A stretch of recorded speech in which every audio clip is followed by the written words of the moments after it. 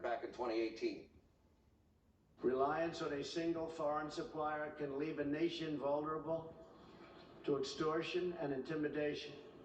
That is why we congratulate European states such as Poland for leading the construction of a Baltic pipeline so that nations are not dependent on Russia to meet their energy needs.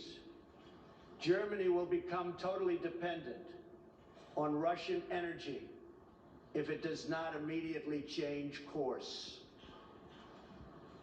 Here in the Western Hemisphere, we are committed to maintaining our independence from the encroachment of expansionist foreign powers. I think energy is a much different story than normal trade. And you have a country like Poland that won't accept the gas. You take a look at some of the countries that won't accept it because they don't want to be captive to Russia. But Germany, as far as I'm concerned, is captive to Russia because it's getting so much of its energy from Russia. So we're supposed to protect Germany, but they're getting their energy from Russia. Explain that. And it can't be explained, you know that.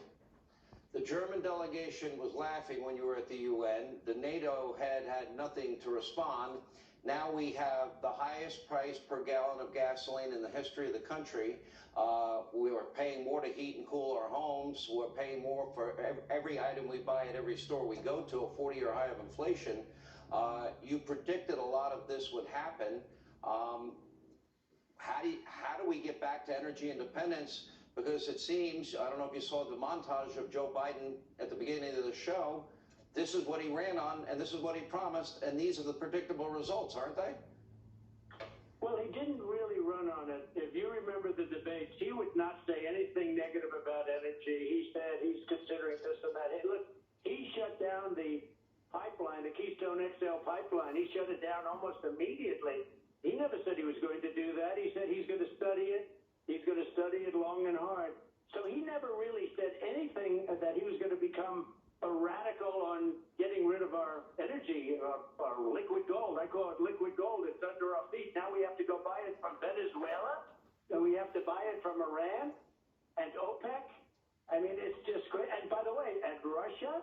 And interestingly, you know, we're not going to buy from Russia, but Europe is. Much of Europe is. They said, I'm sorry, but we're not, because that's the way it's been. Europe on trade treated us very badly, but it's Europe, and we'll work to protect them also, but we're really protecting them, but they're not doing what we're doing. As far as the pipeline is concerned, I told Angela Merkel loud and clear, and everybody knew it, and there was a lot of reporting on it, and they sort of laughed at me when I said it, but I said, you are going to be a hostage of Russia if you don't do something with this pipeline. You should never, ever make this deal. And by the way, the previous chancellor of Germany heads up the company, the pipeline company. But Nord Stream 2, I said, if you make that deal, you are literally at the mercy of Russia.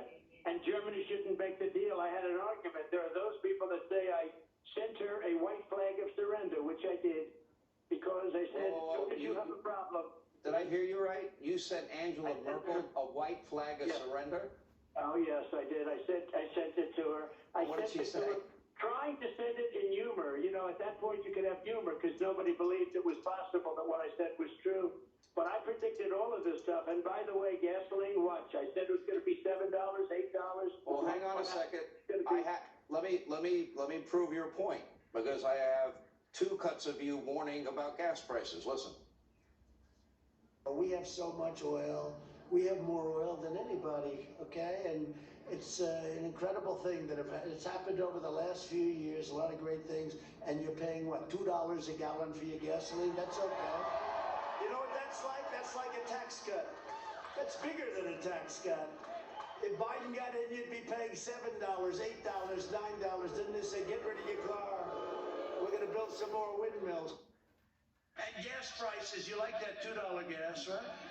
How about $5, $6, and $7? Darling, let's sell the car. It's a little bit too large. Let's get a compact. Biden's plan is an economic death sentence. You were right, and now you're right. I never thought I'd see this country that I love with all my heart and soul be begging a murdering thug dictator like Maduro in Venezuela begging OPEC, who's continually been rejecting Joe's pleas and begging for more production. And I never thought in my lifetime that we would be begging or doing another deal with Iran that would include importing oil and making the mullahs of Iran rich again. And yet that's where we find ourselves today. Your reaction?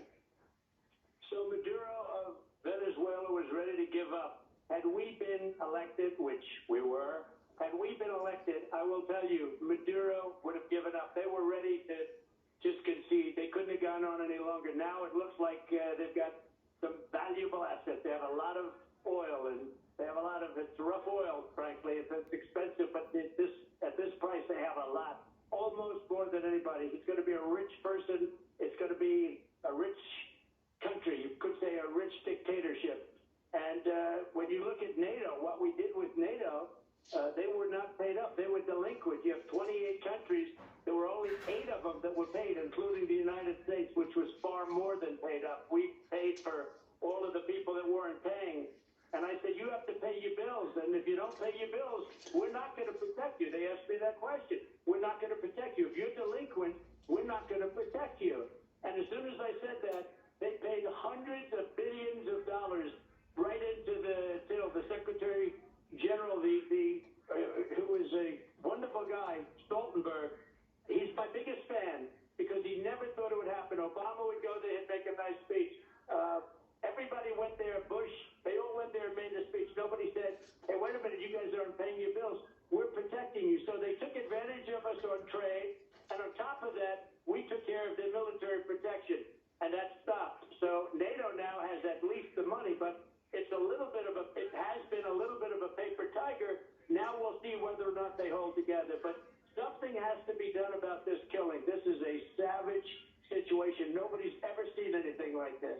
Let me put up on the screen a poll. It's out by the Trafalgar Group. That's Robert Cahaly. I think he's one of the best pollsters, him and Matt Towery in the country. And now that President Biden has made the decision to ban Russian oil imports, which of the following places would you most support replacement oil coming from? 76.5% say Alaska, Texas, Pennsylvania.